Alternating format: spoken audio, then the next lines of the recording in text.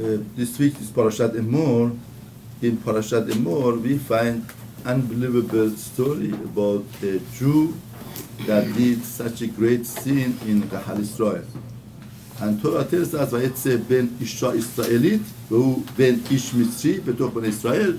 Torah tells us that there was a son of a Jewish lady, and his father was a Mitzri, Egyptian, betoch ben Israel, vayetze.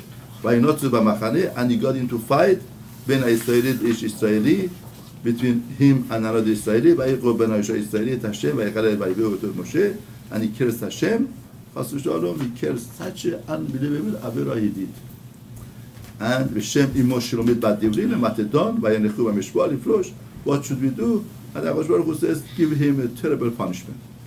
Now the question is, what's the education here? What do we learn that a Jew could allow himself to do such a great avera? First of all, Torah tells us that the mother was a Jew, the father was not. That's the first point Torah tells us. Then Torah tells us the name of the mother, Shem Emor Shlomit. Very interesting. Now, why do we care to know the name of the mother? Tell us profession of the mother. Tell us what the mother did to cause that. What the name? And the name of the grandmother, Divri, the Matedon. Therefore, there is a boy. His mother is Shlomit, and his grandmother is Divri. Now, why should it tell us? Rashi tells us. Rashi says us that Shlomit דהבת פטפטה, שלום עליך, שלום עליך, שלום עליכם, מתפטפטת בדברים, שואלת בשלום הכל. She was somebody, פטפטה, she opens her mouth. שלום עליך, שלום עליך, שלומית ורמסם שלום. She was greeting everybody. Anybody that she met, she greeted. מתפטפטת בדברים, שואלת בשלום הכל. She just talked. And she greeted B'Shalom Hakol. Zira she says Hakol. Everybody. Anybody came, she welcomed and she greeted and, she opened conversation. Not just, of course, the person has to have their cheres to greet everybody nicely. That Torah requires. But this Torah is saying, Pit Petah B'Devarim. She opened the conversation and she went on to have a dialogue with everybody. Hakol. Anybody out of the street, here, there. And the grandmother was Dabranit Haita. She was Dabranit, she spoke.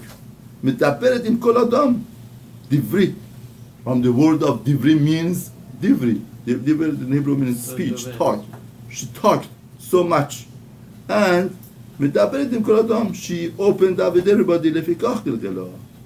The mother was somebody who talks so much with everybody, and the grandmother, and from that comes out a son, that this son is, is destroying the Gahal Israel and making such a great curse in Gahal Israel.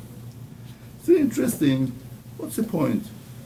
In other words, Torah is telling us everything grows at home.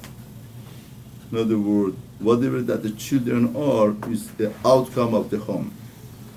Now, what is in the home? We have a lady that in power of speech, she invades. What do I mean by invading? There are borders that when you talk, the way that you talk, whom do you talk to? Whom do you open a private conversation? There are borders that you don't pass the border. You keep the border. You don't invade. Now, Torah is telling us there is a mother and grandmother that they don't keep the border. They invade. They just talk and talk and talk. They talk in a call with everybody.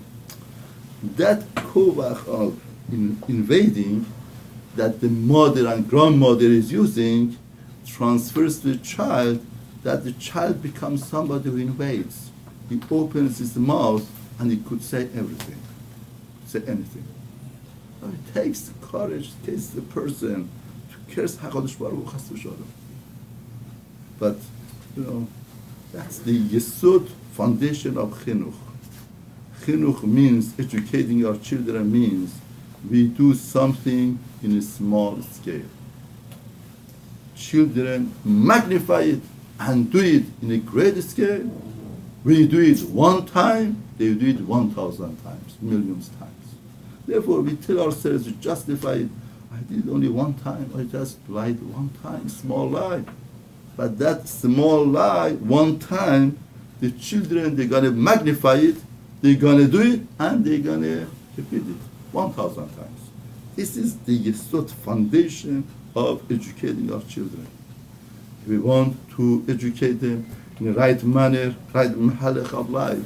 We have to understand any attitude, anything that we have has impact on them. Once we say something derogatory, we say something.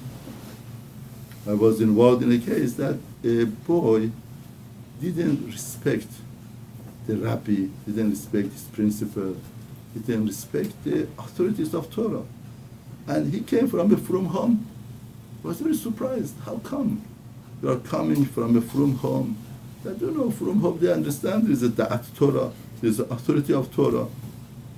There is somebody to respect. How come? His family, the children are, I don't know, they're derogatory.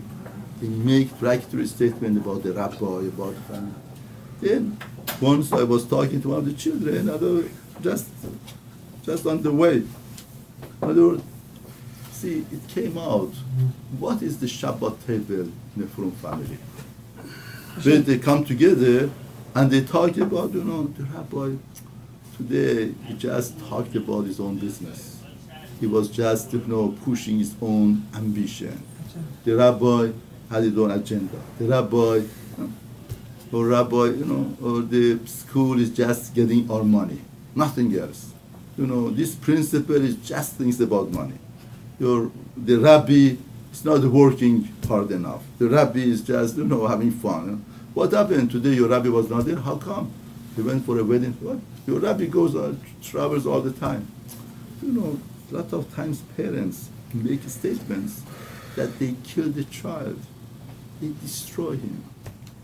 Once a child hears from the parents that they are not right people, to respect, to have trust, therefore we kill, we destroy, and then we tell ourselves, what did we do? We didn't do anything wrong. What did we say? We just said something.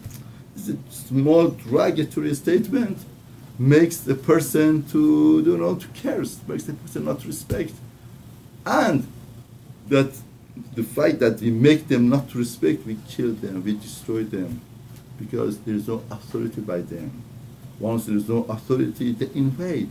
It takes the mother and grandmother in the Hal Israel to invade, talking, to produce a child to curse HaKadosh Baruch Hu. That takes. That's the only thing. Nothing else. Torah is telling us, just testifying. There's the mother and grandmother. They are invading. Therefore, we invade senior, we invade the talk, lashon hara, rechilu. Therefore, any invasion that we do, the children, they magnify and make it greater and greater. On the positive note, just the opposite. Once there was a father that came to me and said that once I lost thousands of dollars, because I didn't want to change my dibur, my word. What's the halacha? Somebody told me that if I change my word, I call the Rosh. I said, you're right. Torah Gemara says if you just said something, it's not binding. Binding, you have to sign contract. If you just say, it's not binding. But if you change your word, you are a Rasha.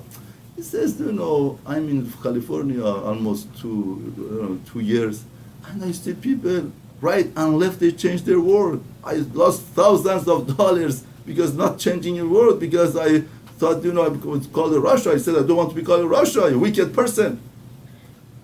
Then he says that, I'm regretting now. I said, what are you talking about? I am regretting. If I was in your place, I would have made that story that happened to you. I would write it down and put it in a frame, and that should become a legacy of your family. Your grandchildren and your great-grandchildren, one day they should say that we had such a grandfather that he was ready to give up thousands of dollars not to lie. you did such a great thing, such a great investment, such a great, act, noble act. Know the worth of it, use it, and that becomes source of shefa, source of beracha, source of everything in your life. This is the thing that to do. The positive note, whatever that we tried, not to lie, not to say lashon hara, to keep a Shabbat table in ruach of Shabbat, talk nice words, nice things. And this way, children learn to talk Kadosh, to be Kadosh, and to be Zera Kadosh, to be Mekadesh Shem Shamayim, not just to be Mechalesh Shem Shamayim, to be Mekadesh Shem Shamayim.